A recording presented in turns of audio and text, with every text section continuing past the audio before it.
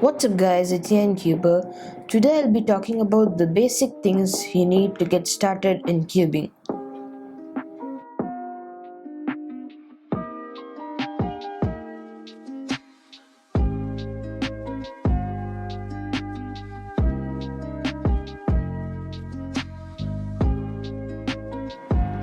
The first thing is to get a low budget cube, which is obviously the primary thing.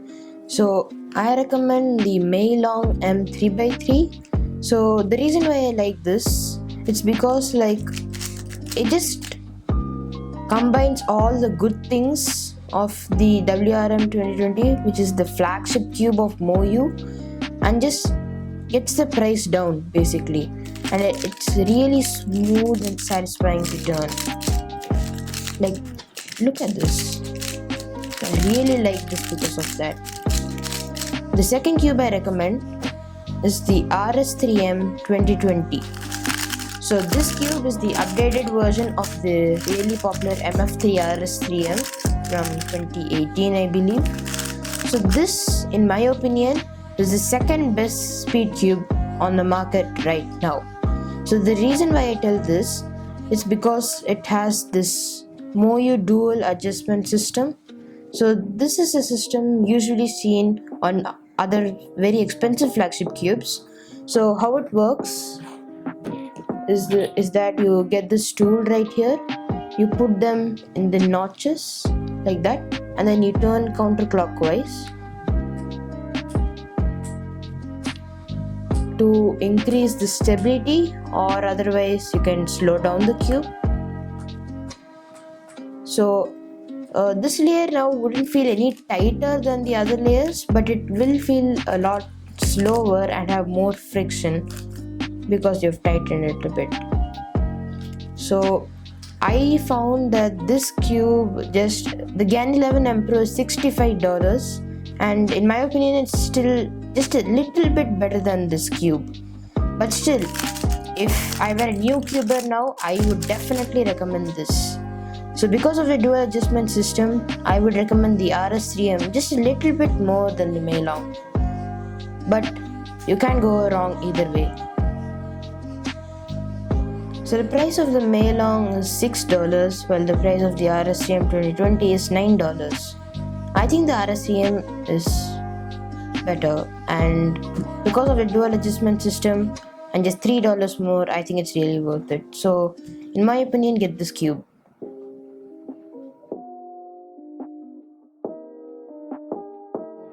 Number 2 is an online timer. So the timer I usually use is cstimer.net. So I think this is just a complete timer. Like, you can start and stop your salts. Obviously that's the basic function of it. So yeah, like that. And then it can also tell your average of 5. So basically if you do 5 salts, so let me just do 5 random times.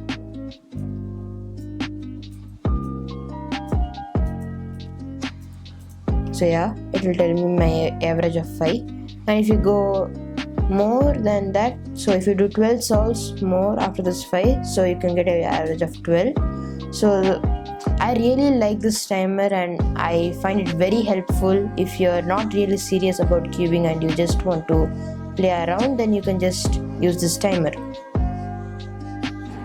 And you can also change the scramble, so it's 3x3, so you can change that to, let's say you're doing 5x5 blindfolded, so like that, either 7x7 or any other thing like 3x3 OH, so one-handed.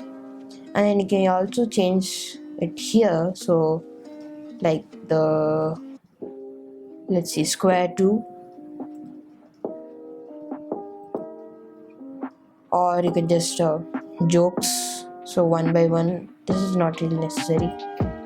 Also 3x3 subsets. So I find this really helpful, because this practice really made me going from 12 seconds to 10 seconds right now. So you can change to 2 generator to LU, and yeah, so this just does everything I want. So I really recommend this.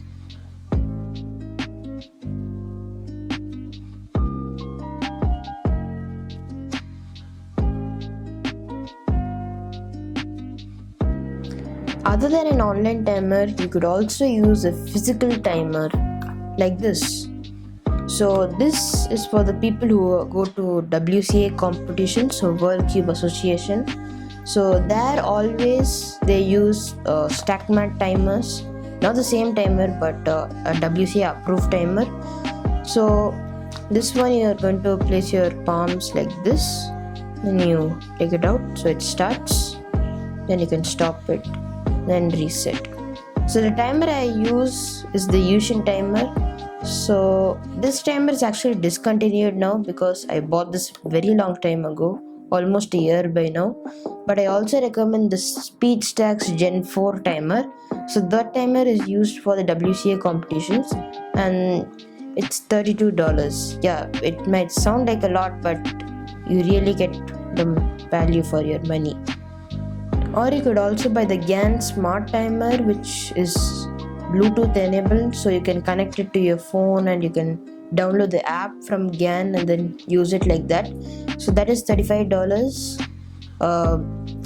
I personally think if you really want to connect your timer to your Bluetooth to your phone and then use it. If you want, you could do that, but $35 is also a hefty price. So it's up to you to decide if it's worth it.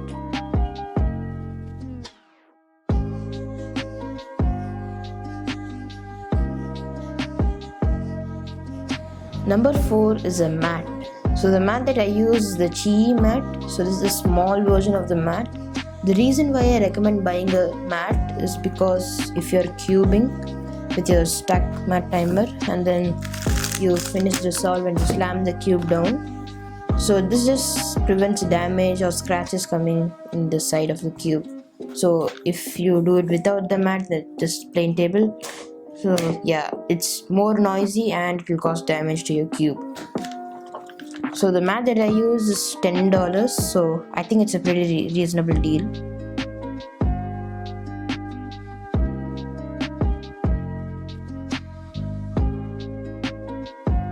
Number 5 is lubricants.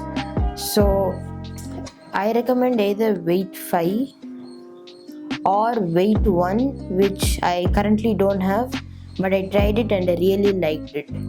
So weight 5 will substantially slow down your cube, and when you do a lot of turns and break it in after like 100 solves or so, then it will really speed up your cube and it really works well. Weight 1 on the other hand, it does not last as much as weight 5, but if you really want the boost of speed, then you can go for that. And if you're a beginner, remember that fast cubes aren't everything. You need a balance of speed and stability. So I like more stable cubes, so that's why I go with weight 5 more than weight 1. So the price of both weight 1 and weight 5 is $4, which might sound a bit expensive considering it's only 5cc or 5 ml, but it will last really long.